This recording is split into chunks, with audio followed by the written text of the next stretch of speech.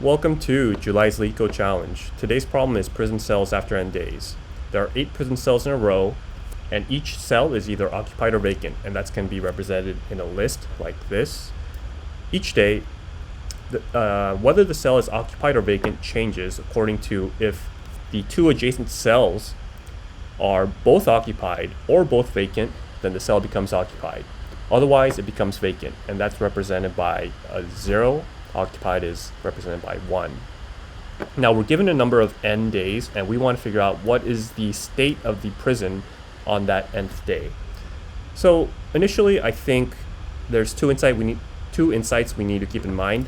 The first cell and the last cell are always going to be unoccupied the next day because they don't have 2 adjacent cells. So there's no way to compare them both, so that just means they're both going to be unoccupied. So that's one thing. The second thing to note is if we want to figure out what the next day's state is going to be, we'll have to do that on a temp list, like a temp array, because to check all adjacent cells, we need to make sure that we don't flip the original cell itself. Because if we do that, then suddenly we can't check to see if the previous day's adjacent cells were occupied or unoccupied. All right, so the first initial approach might just be to go straight forward and say, while there's still n days, we're going to first initialize a temp array and make that equal to 8.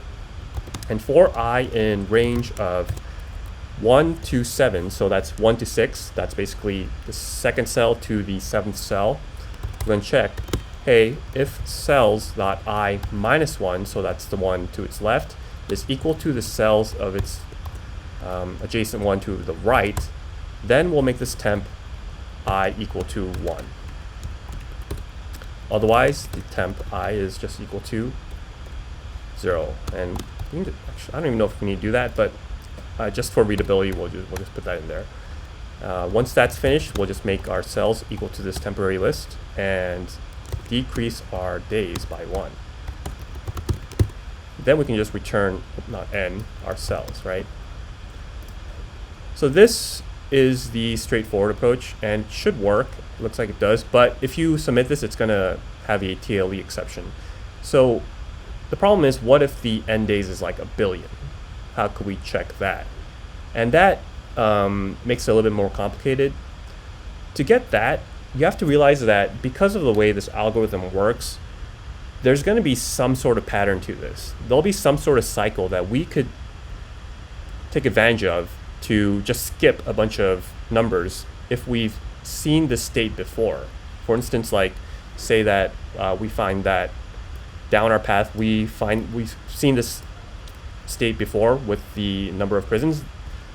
Then if that's the case, whatever number amount that it took to get to this point, we can just divide those by our current number of numbers and get the remainder and just calculate the remainder days to figure out what's going to be the state next. And you have to realize that because there is going to be some sort of cycle to this pattern, that's going to be allowed. And that's the part that got me tripped up because it wasn't clear to me if there would be a pattern or not. But apparently, because there's a mathematical reason for this, the way that the algorithm works, there will be some sort of cycle that if we've seen the state before, we can just take advantage of that and calculate the number of cell states there were in this cycle and just divide that and get the modular to do that. So in order to do that, let's first initialize a dictionary. And this is going to keep track of the number of days that we were on when we've seen the state before. So what you need to do is you can't use a list as a hash, so you'll have to convert it into a string.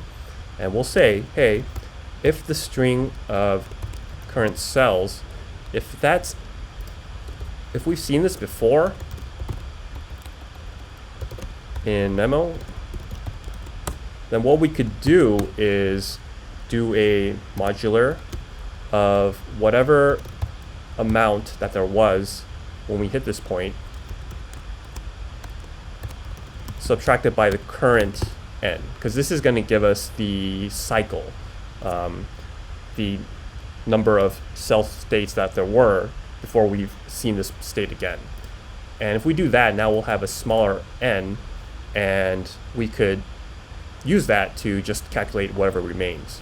So one thing to do here, we'll have to record the number of cells every time, and we'll just make that equal to n. And this would work. But one thing to note is we could reach a state that we don't want to overseed the cycle, like the n could become a negative. So if that's the case, then we don't want to do that. So how do we do that? We'll say if n is what? Greater than 0, then we'll go ahead and do all this. Otherwise we won't. So let me make sure that works. I might have missed something here. Looks like it'll work. Let's just test like something big, something like that. And it looks like it's working, so let's submit that. There we go, accepted. Yeah, so this is definitely not something that comes intuitively. I think it's something that you need to have seen before to know that you could take advantage of this pattern that definitely exists for this state. And yeah, hopefully that helps. Sorry that I wasn't able to whiteboard this. I'm kind of strapped on time because you know, it's the weekend. So thank you very much.